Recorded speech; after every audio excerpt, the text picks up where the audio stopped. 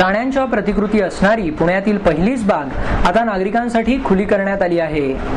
प्राण्यांची संख्या दिवसेंदिवस कमी होत चालली आहे. मुलांना प्राणी दाखवण्यासाठी आता संग्रहालयात शिल्लक राहतील की नाही अशी चिंता व्यक्त होत आहे. म्हणूनच की काय सणस मैदानाजवळ नवीनच झालेल्या छत्रपती शिवाजी महाराज बागेत प्राण्यांच्या मोठमोठ्या प्रतिकृती बसवण्यात आल्या आहेत. वाघ, सिंह, माकड, काळवीट, मगर, जिराफ, गेंडा या प्राण्यांच्या मोठ्या प्रतिकृतींवर पालक मुलांना बसवतात. ही बाग नवीनच झाल्यामुळे लहान मुलांचं खास आकर्षण ठरत आहे. याच रस्त्यावर सारसबाग असूनही आता लहान मुलांचीही आवडती बाग ठरत आहे. या प्राण्यांच्या मूळ आकाराप्रमाणेच या प्रतिमा बनवण्यात आल्या आहेत. या सर्व प्रतिमा फायबरच्या आहेत. मागील महिन्यापासूनच ही बाग सामान्य नागरिकांसाठी खुली करण्यात आली. नगरसेविका मनीषा घाटे यांनी या संकल्पनेला दुजोरा दिला. 3 वर्षांपूर्वी या बागेच्या जागी मोकळी जागा आणि गॅरेज होतं. ही बाग आधी आदमबाग म्हणून ओळखली जात होती. मागच्याच महिन्यात या बागेचं उद्घाटन करण्यात आलं.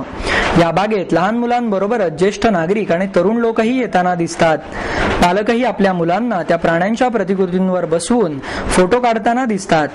या बागेची वेळ संध्याकाळी 4 ते 9 अशी आहे. या बागेत असणाऱ्या वेगळ्या आकर्षणांमुळेच बच्चे कंपनी भलतीच खुश असल्याचे दिसून येतं. माझा दिलावर इस्माईल खान पठाण. या जागेच्या आधी इथं दुकानं वगैरे गॅरेज वगैरे होती. पुणे महानगरपालिकेने ही जागा ती गॅरेज वगैरे सगळे हटून इथं मनीषा घाटे नगरसेवक त्यांनी इथं दक्ष घेऊन त्यांनी आपली या इथं एक सुंदर बाग करावासाठी त्यांनी हे केलंय.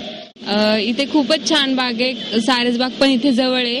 पण खूप एकदा जाताना आम्ही दोघांनी बघितली इथली बाग. खूप छान वाटली, शांत वाटली. मग वाटलं की यावं मुलांना वगैरे घेऊन. आणि सारसबाग खूपच जवळ आहे. पण नेहमी आम्ही सारसबागेमध्ये जातो.